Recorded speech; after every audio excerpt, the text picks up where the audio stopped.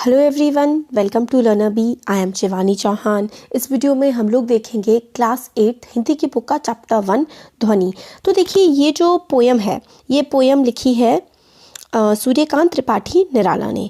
तो ये जो कविता है, इसमें ये कहना चाहते हैं कि ये जो जवान लोग हैं, जो यंग हैं, वो उनको आलस नहीं करना चाहिए, उनको मेहनत करनी चाहिए और मेहनत से अपने जीवन में आगे बढ़ने की कोशिश करनी चाहिए। मेनली जो सार है इस कविता का वो यही है। तो देखिए, अभी ना होगा मेरा अंत, अभी अभी ही तो आया है मेरे वन में मृदुल वसंत। अभी ना होगा मेरा अंत, तो अभी मतलब अंत का मतलब होता है ख़त्म हो जाना या समाप्त हो जाना। मृदुल, मृदुल का मतलब होता है कोमल, या फिर जो चीज़ सॉफ्ट होती है ना, उसको हम लोग मृदुल कह सकते हैं। और वसंत, वसंत ऐसा मौसम होता है जिसमें फूल खिलने लगते हैं। तो कवि ने प्रकृति के वर्णन की हेल्प से ना युवा पीढ़ी से यह कहने की कोशिश की है कि तुम आलस छोड़ दो, नए उत्साह नए जोश के साथ उठो। देखो प्रकृति में कैसे फूलों की भरमार लगी है, हर तरफ फूल है, हर तरफ खुशबू है। इसलिए जो है, अभी मेरा अंत नहीं आया है, अभी आपका अंत नहीं आया है। कवि ये कहना चाहते हैं कि जीवन में वसंत की शुरुआत हो चुकी है, इसलिए उत्साह से उठो, जागो और अपना काम करो। तो वही कवि यही कहना चाहते हैं कि अंत नहीं आया है और जीवन में अमृत रूपी वन है और वसंत रूपी यौवन आया है। अभी अभी तो नया जीवन आया है, जीवन का अंत नहीं हुआ है, क्योंकि आशावादी लोग जो हैं उनके साथ हमेशा जीवन में नई शुरुआत होती रहती है। तो वही है कि अमृत रूपी जो यौवन है, जो उत्साह है, इसको हमें हमारे में जो एनर्जी है, उस एनर्जी को हमें हर तरफ खुशबू की तरह फैला देना चाहिए और उत्साह के साथ अपना जीवन जीना चाहिए और कार्य करने चाहिए। आगे है, देखिए इसमें, हरे हरे ये पात, डालियाँ कलियाँ कोमल गात, मैं ही अपना स्वप्न मधुर कर फेरूंगा निंदित कलियों पर, जगह एक प्रत्युक्ष मनोहर। तो देखिए, पात, पात का मतलब होता है पत्ता, या फिर आप लीफ बोल सकते हैं। गात, गात जो है इसका मतलब होता है शरीर, ठीक है। और स्वप्न, स्वप्न का मतलब होता है सपना। मृदुल, मृदुल का मतलब होता है, वही हमने देख लिया ना, सॉफ्ट है ना। तो मृदुल कर, मृदुल कर का क्या मतलब होता है? सॉफ्ट या फिर अच्छे से हाथ। कलियां, जो छोटी छोटी कलियां होती है ना फूलों की। प्रत्युक्ष, प्रत्युक्ष का मतलब होता है सवेरा, मॉर्निंग। मनोहर का मतलब है जो काफ़ी सुंदर लगता है, ठीक है।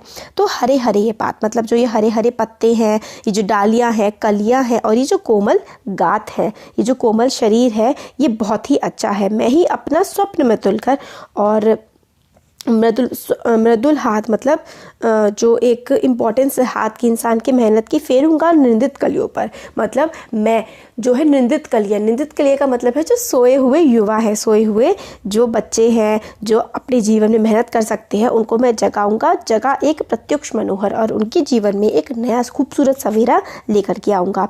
तो इसमें जो राइटर हैं वो यही कहना चाहते हैं, कवि प्रकृति का वर्णन करते हुए कहते हैं कि चारों ओर जो पेड़ हैं वो हरे भरे हैं, पौधों पर कलियां खिली हुई हैं जो अभी तक सो रही हैं। कवि कहते हैं कि मैं सूर्य को ला करके, मतलब सन को ला करके, इन कलियों की जो आलस है उनको हटा दूंगा। इन पंक्तियों के माध्यम से कवि ये कहना चाहते हैं कि निराशा और ज़िंदगी से हारे लोगों को मैं जीवन का दान करूंगा।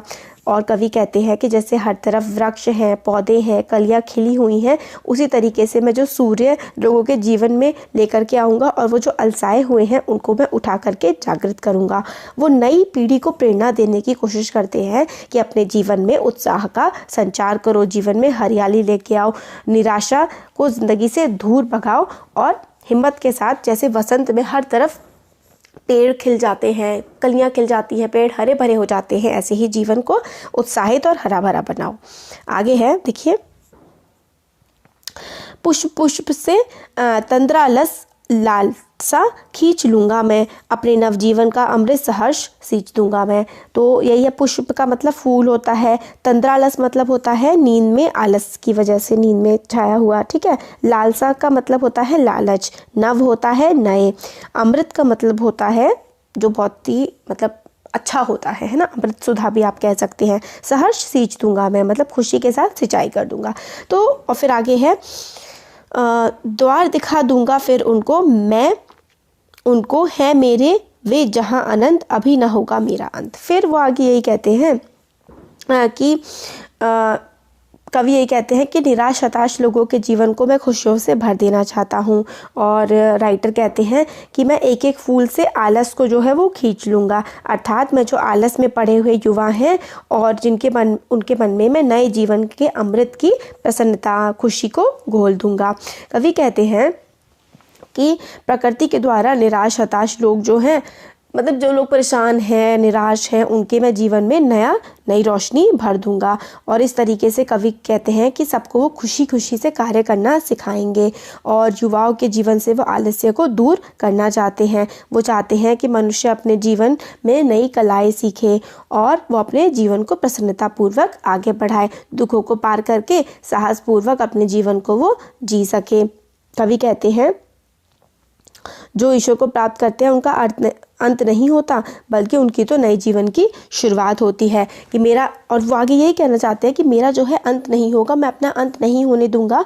मैं जो अपनी ये जो भावना है, उत्साहित भावनाएं जो हैं, वो मैं नई पीढ़ियों में, जो नई आने वाली पीढ़ियां हैं ना, उनको मैं ये भावना दे करके जाऊंगा और उनको एक नई राह दिखाऊंगा। और उस नई राह पर चलने से उनका अंत, इस प्रकृति का, इस सृष्टि का और एक मेहनत का अंत मैं कभी भी नहीं होने दूंगा। अभी ना होगा मेरा अंत, तो अभी ना होगा मेरा अंत यही है कि जो जीवन है, जीवन की जो प्रेरणा है, कुछ कर दिखाने की जो जज्बा है, उसका अंत ये कभी नहीं होने देंगे। इसके बारे में ये कहते हैं। तो इस कविता में ना जो ध्वनि है, इस कविता में सूर्यकांत त्रिपाठी निराला प्रकृति को एक युवा व्यक्ति से कंपेयर करते हैं और कहते हैं जिस तरीके से प्रकृति में नया उत्साह आ गया है, उसी तरह यंगस्टर्स जो होते हैं, जो नई पीढ़ी के लोग होते हैं, उनमें ये उत्साह आना चाहिए और वो मेहनत से अपने जीवन में आगे काम करें, इस तरीके का उत्साह उसमें भरना चाहिए। तो यही था पोएम का एक्सप्लेनेशन। कैसा लगा आपको बता सकते हैं। अच्छा लगा लाइक करिए, चैनल को सब्सक्राइब करिए, अपने फ्रेंड्स के साथ भी ज़रूर शेयर करिएगा। Thank you.